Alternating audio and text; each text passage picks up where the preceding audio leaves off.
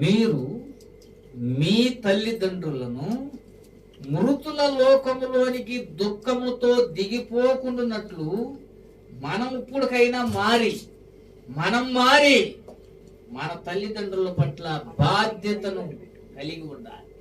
వాళ్ళను చనిపోయేటప్పుడు కూడా ఏడిపించి పంపించకూడదు, తిండి లేక పంపించకూడదు, వస్త్రం లేక పంపించకూడదు, ఆదరణ లేక పంపించకూడదు, బాధ పెట్టి పంపించకూడదు. నీ తల్లిదండ్రులను నువ్వు బాగా చూసుకోవాలి. నీ తోడబుట్టిన వాళ్ళు వంతులేసుకుంటున్నారేమో, నువ్వు అలా చేసుకోకూడదు. ఎందుకో చెప్పనా, నీ తల్లిదండ్రులు అన్నదమ్ములు తోడబుట్టి నిన్ను దేవుణ్ణి ఎరగకపోవచ్చు, తల్లిదండ్రుల పట్ల బాధ్యత వాళ్ళకి తెలియకపోవచ్చు. నీ తల్లిదండ్రుల పట్ల బాధ్యత నీకు ఉంది. నీ పిల్లలు అలాగే నిన్ను చూసుకోవాలనుకుంటే నీ బాధ్యతను నెరవేరిస్తే, దేవా నా బిడ్డలు నా మాట ఎందుకు వింటలేదు అని నువ్వు